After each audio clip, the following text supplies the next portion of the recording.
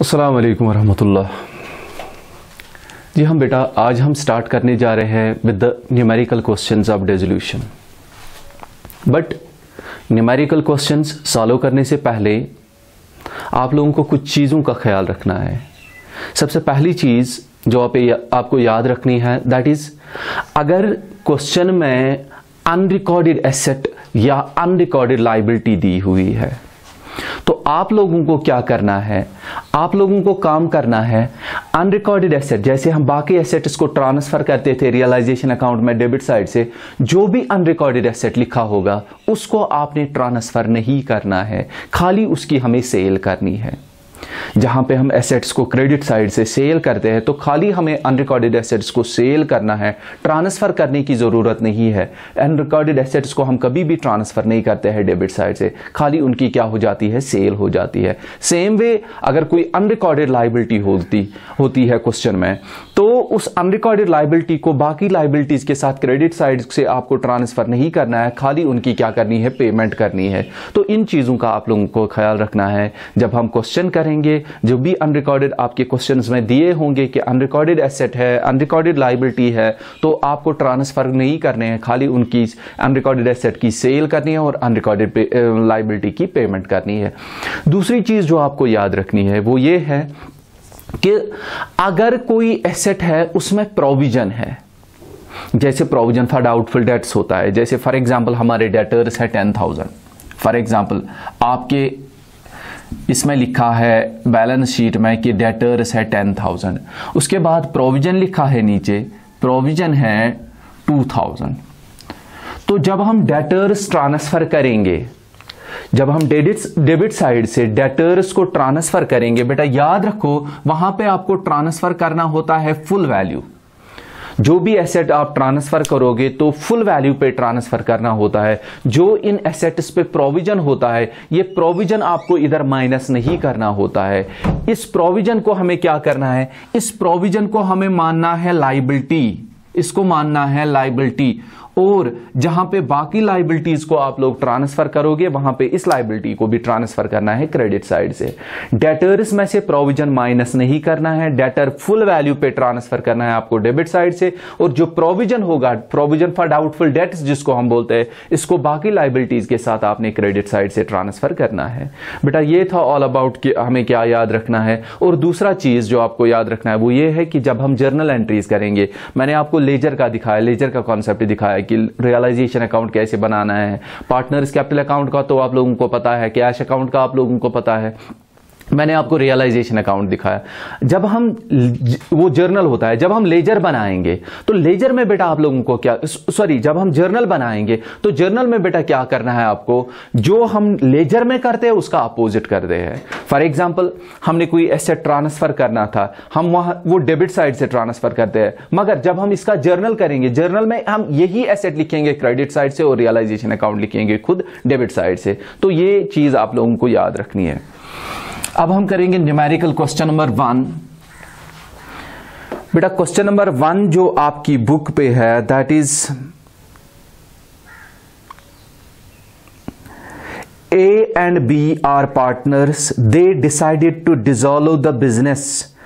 There is no goodwill appearing in the books. Past journal entries in the books of the firm. If goodwill was sold for 50,000 in cash, if goodwill was taken over by partner A at 30,000. बेटा question लिखा है कि ए और B जो है ये दो partners है, इन्होंने डिसाइड किया है कि हम अपने बिजनेस को डिसॉल्व करेंगे, हम अपने बिजनेस को क्लोज करेंगे। तो यहां पे लिखा है there is no goodwill appearing in the books. Goodwill हम अपनी बुक्स में रिकॉर्ड नहीं करते हैं, दैट मीन्स गुडविल अनरिकॉर्डेड है। और जब हमने अपने बिजनेस को डिसॉल्व किया तो हमने ए पार्ट में लिखा है हमने इस गुडविल को सेल किया फॉर ₹50,000। दूसरे पार्ट में लिखा है ये गुडविल लिया किसने, ए ने, उसने इसको दिए 30,000। बेटा आपने गुडविल सेल किया तो वहां से हमने कैश रिसीव किया होगा। क्वेश्चन नंबर 1 जर्नल एंट्रीज करने हैं हमें।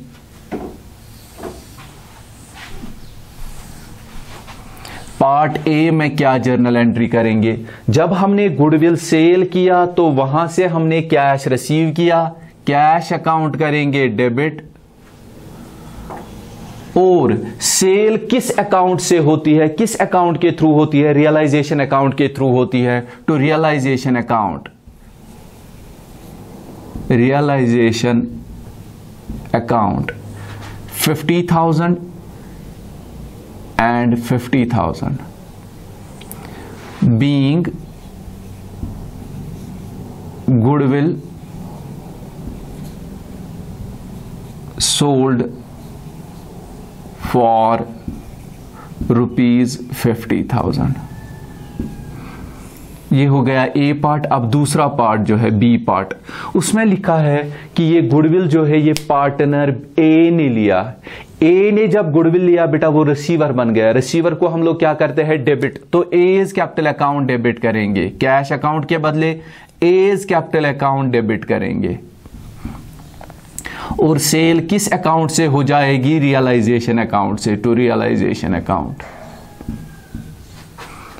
30,000 and 30,000 being goodwill taken over by A, being goodwill taken over by A।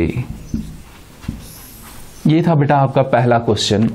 Simply दो जर्नल एंट्रीज करने थे गुडविल के लिए कि एक जब गुडविल हमने सेल किया और दूसरा जब गुडविल हमने मतलब पार्टनर ए ने लिया।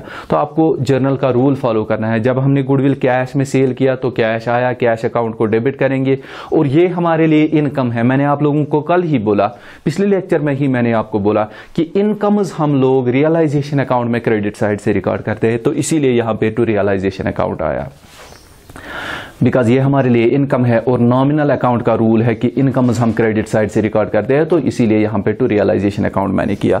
दूसरा, ये गुडविल किसने लिया? पार्टनर ए ने लिया। तो पार्टनर ए रिसीवर बन गया, एज कैपिटल अकाउंट करेंगे डेबिट और ये रियलाइजेशन अकाउंट में क्रेडिट साइड से रिकॉर्ड करेंगे, बिकॉज ये भी हमारे लिए क्या बन गई? इनकम बन गई। तो ये था ऑल अबाउट क्वेश्चन नंबर 1। अब क्वेश्चन नंबर 2 जो है आपकी बुक का, that is L and M were partners in a firm sharing profits in the ratio of 4:3. The firm was dissolved on 28th Feb 2017. Pass necessary journal entries for the following transactions. Debtors ₹20,000 were taken by L for ₹18,000. बेटा पहला part लिखा है question number 2, यहां पे इसको हम करेंगे erase.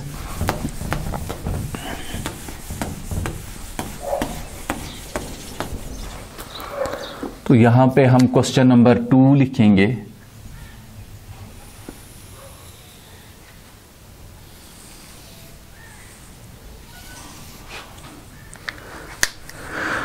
Question number 2 का बेटा ए पार्ट जो है that is debtors ₹20,000 were taken by L for ₹18,000। Debtors किसने लिए? एल ने लिए। एल बेटा रिसीवर बन गया, उसको डेबिट करो। डेटर्स एल ने लिए, एल रिसीवर बन गया तो उसको डेबिट करो। और जब हमने डेटर्स सेल किए एल को तो ये हमारे लिए इनकम बन गई, इसको हम रिकॉर्ड करेंगे रियलाइजेशन अकाउंट में क्रेडिट साइड से। तो पहले पार्ट की एंट्री हो जाएगी L's capital account debit, L's capital account debit to realisation account, realization account 18,000 उसने दिए, 18,000 and 18,000 being debtors taken over by L। दूसरे पार्ट में लिखा है बेटा creditors ₹15,000 were paid at a discount of 5%। Creditors को हमने कैश दिया, क्रेडिटर्स को हमने कैश दिया, ये हमारे लिए एक्सपेंस है, और एक्सपेंसेस हम लोग रियलाइजेशन अकाउंट में डेबिट साइड से रिकॉर्ड करते हैं। जब आप क्रेडिटर्स को कैश दोगे, ये हमारे लिए एक्सपेंस बन गया, ये हमारे लिए खर्चा बन गया, तो रियलाइजेशन अकाउंट को हम लोग क्या करेंगे, debit, realisation account debit.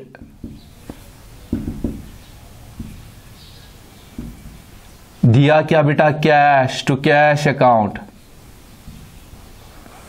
Creditors थे, इनका वैल्यू था 15,000 और 15,000 पे 5% डिस्काउंट दिया है इन्होंने, तो 15,000 का 5% बनेगा 750, तो हमने इनको दिया है 14,250, 14,250 being payment made to creditors। इसके बाद बेटा सी पार्ट जो है, expenses of dissolution 1000 were paid by M. खर्चा आया है, ये डिसोल्यूशन जो हमने किया है इस पे खर्चा आया है 1000 का, वो पार्टनर एम ने दिया। बेटा खर्चा आया है, एक्सपेंस है, तो एक्सपेंसेस हम लोग रिकॉर्ड करेंगे रियलाइजेशन अकाउंट में डेबिट साइड से, तो रियलाइजेशन अकाउंट हो जाएगा debit.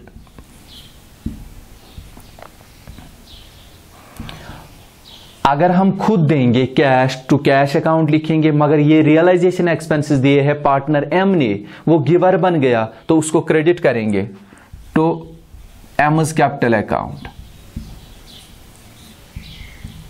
M's capital account 1000 and 1000 being dissolution expenses paid by M।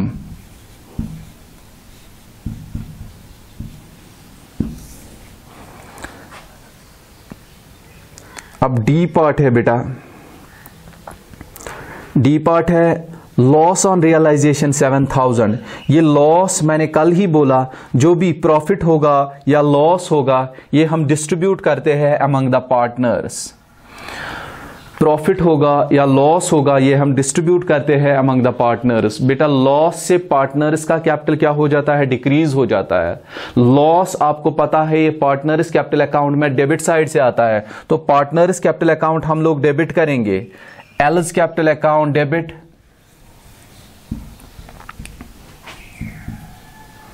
एम's capital account debit,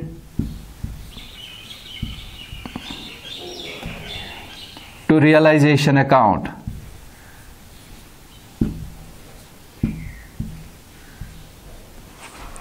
ये इनका रेशो जो है वो है 4:3, दैट मीन्स इसको 4000 आएंगे, इसको 3000 आएंगे, टोटल आएगा 7000। Being loss on realization transferred to partners capital account.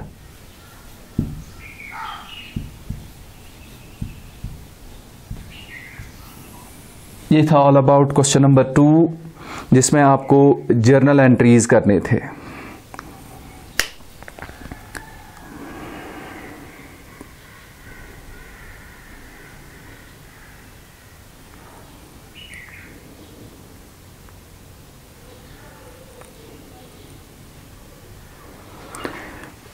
बेटा क्वेश्चन नंबर 6 आपकी बुक पे है, जहां पे आपको रियलाइजेशन अकाउंट भी बनाना, हाँ रियलाइजेशन अकाउंट बनाना है, पार्टनर्स कैपिटल अकाउंट बनाना है और कैश अकाउंट बनाना है।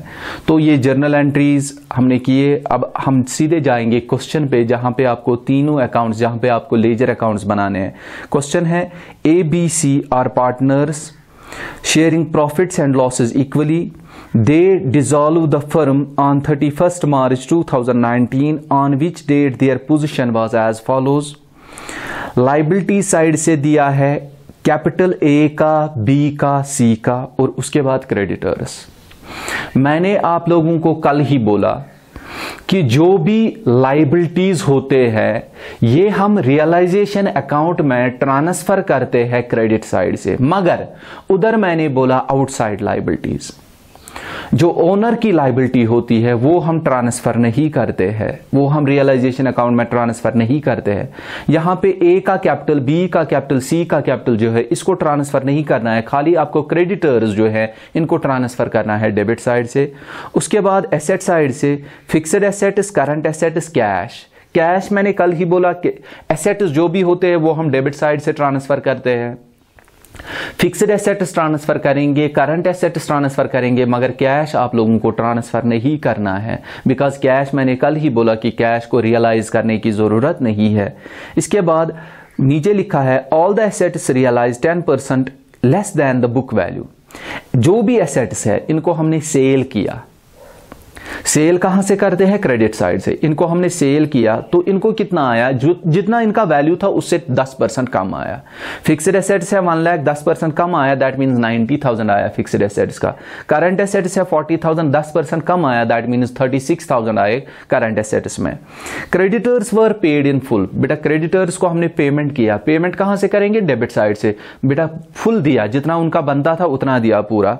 Expenses of liquidation amounted to 500, expenses लगे 500, तो वो एक्सपेंसेस भी आपको, जो भी आपका एक्सपेंस होगा वो डेबिट साइड से देना है, वो डेबिट साइड से। And a contingent liability not provided for at 500, एक कॉन्टिजेंट लायबिलिटी है जो हमने अभी रिकॉर्ड नहीं की है, ये अनरिकॉर्डेड लायबिलिटी है। अनरिकॉर्डेड लायबिलिटी मैंने बोला ट्रांसफर नहीं करनी है क्रेडिट साइड से, हाँ जब पेमेंट करेंगे तो पेमेंट करनी है, डेबिट साइड से इसकी पेमेंट करेंगे हम 500।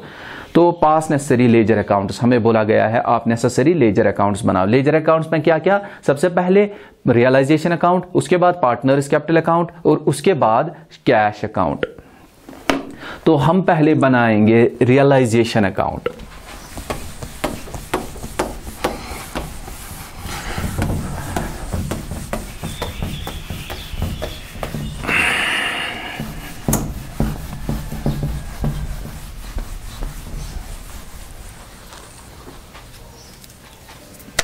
Question number 6. Realization account.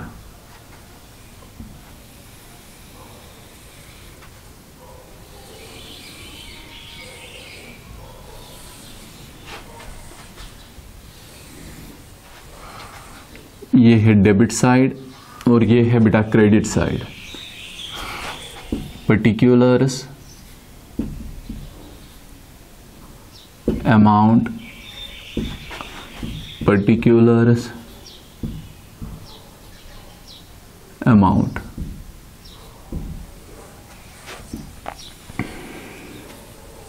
सबसे पहले हम एसेट्स को ट्रांसफर करेंगे डेबिट साइड से to sundry assets.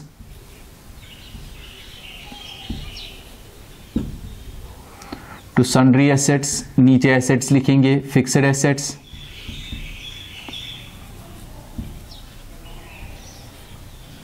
Fixed assets है बेटा 1 लाख, और करंट एसेट्स, करंट एसेट्स है बेटा 40,000। अब लाइबिलिटीज को ट्रांसफर करेंगे, खाली एक लाइबिलिटी ट्रांसफर करनी है, दैट इज सन्ड्री क्रेडिटर्स। तो यहां से लिखेंगे बाय सन्ड्री क्रेडिटर्स। उनका वैल्यू कितना है? सन्ड्री क्रेडिटर्स का वैल्यू है बेटा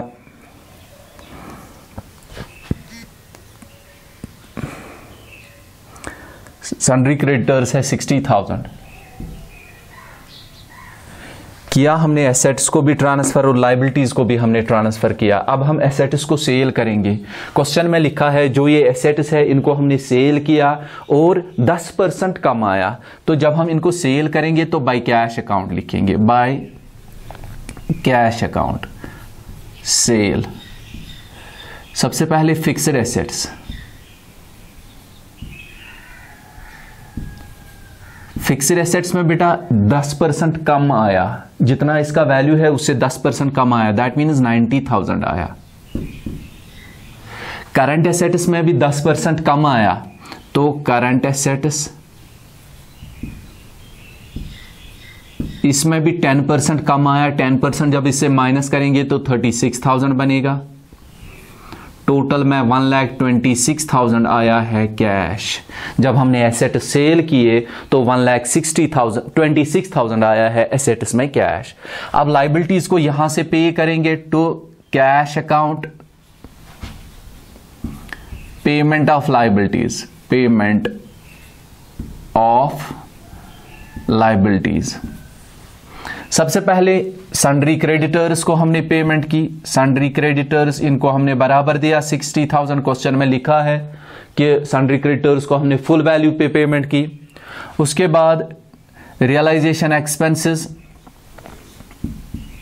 रियलाइजेशन एक्सपेंसेस 500 क्वेश्चन में लिखा है, और contingent liability, contingent liability question में लिखा है 500, तो 61,000 टोटल हमने कैश पेमेंट की।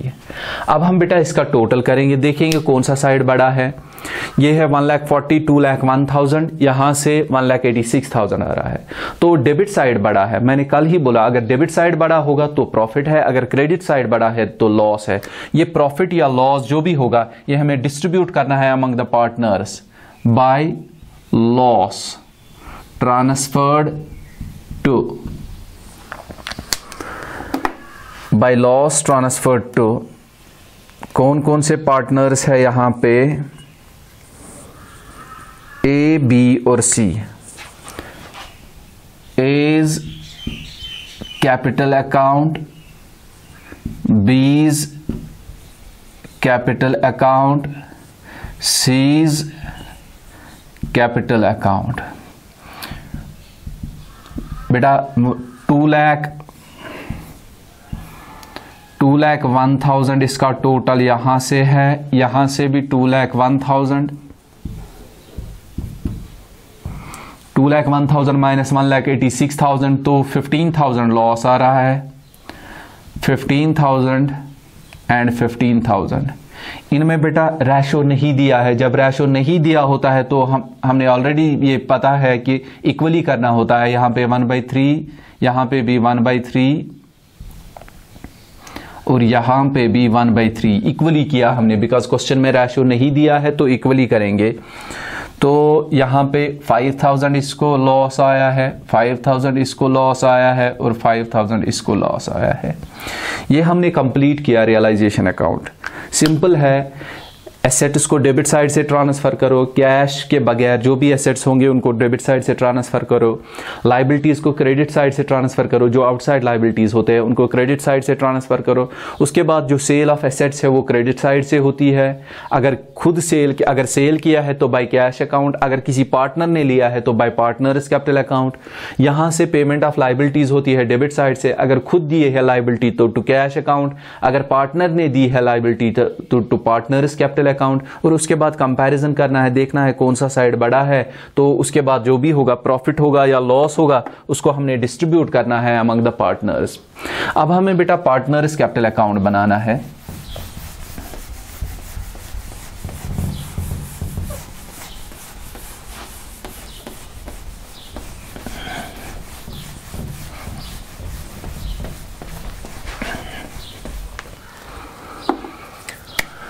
Partners capital account,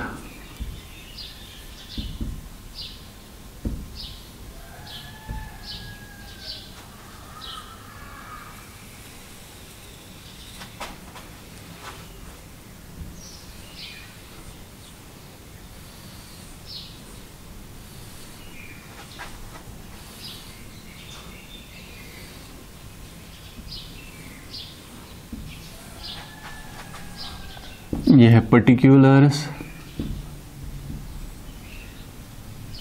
A, B and C, particulars A, B and C. ये है बेटा क्रेडिट साइड और ये है डेबिट साइड। सबसे पहले जो बैलेंस शीट में कैपिटल दिया है उसका आप लोगों को पता है, बैलेंस ब्रॉट डाउन करते हैं हम लोग by balance brought down.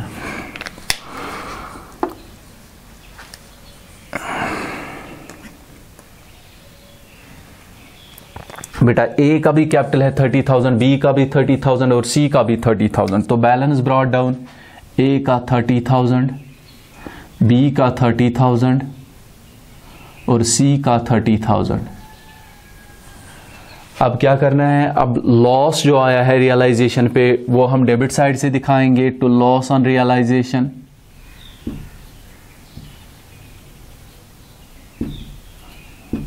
Loss on realization 5,000, 5,000 and 5,000। अगर कोई रिजर्व होता तो वो हम क्रेडिट साइड से देते, प्रॉफिट वगैरह जो भी आपको पता है जो हम कैपिटल अकाउंट में रिकॉर्ड करते हैं। बेटा इस क्वेश्चन में कुछ भी नहीं है तो हम यहीं पे इसका टोटल करेंगे।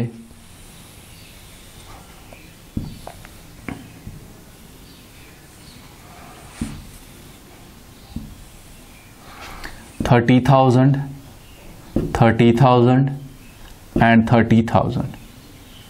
डेबिट साइड से भी 30,000, 30,000 एंड 30,000। फिर हम बेटा यहां पे क्या करते थे, हम लिखते थे बैलेंस कैरी डाउन।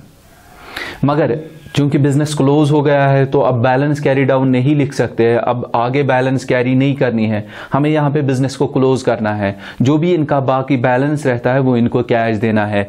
इसका बैलेंस अगर देखा जाए, इसका टोटल है 30,000। 30,000 में से 5,000 माइनस करेंगे तो 25,000 इसको कैश देना है। टू कैश अकाउंट लिखेंगे, इसको देना है 25,000 कैश, इसको भी देना है 25,000 कैश और इसको भी देना है 25,000 कैश। ये दिया हमने तीनों पार्टनर्स को कैश। लास्ट पे मैंने बोला आप लोगों को कैश अकाउंट बनाना है, cash account.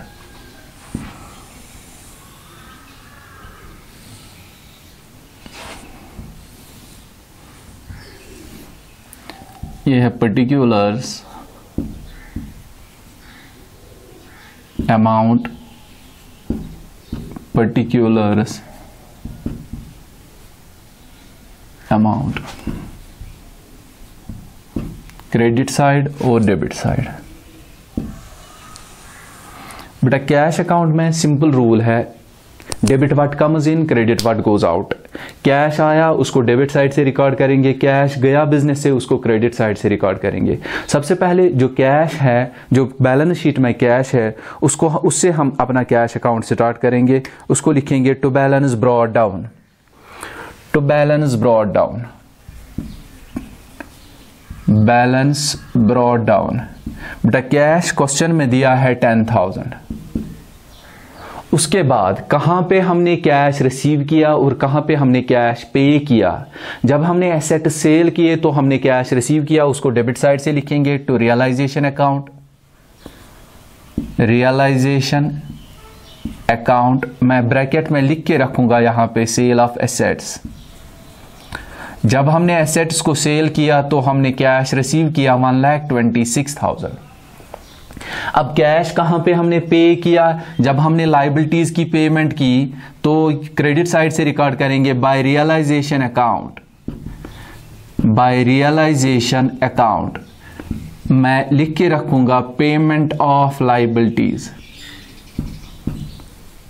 Payment of liabilities. उनको दिया हमने 61,000। इसके बाद हमने कैश कहां पे दिया, ए को दिया, बी को दिया और सी को दिया। तो लिखो by A's capital account, by B's capital account, by C's capital account.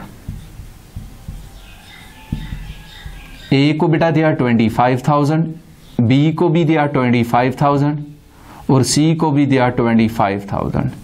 Total जब हम इसका करेंगे तो इसका टोटल दोनों साइड से बराबर आना चाहिए।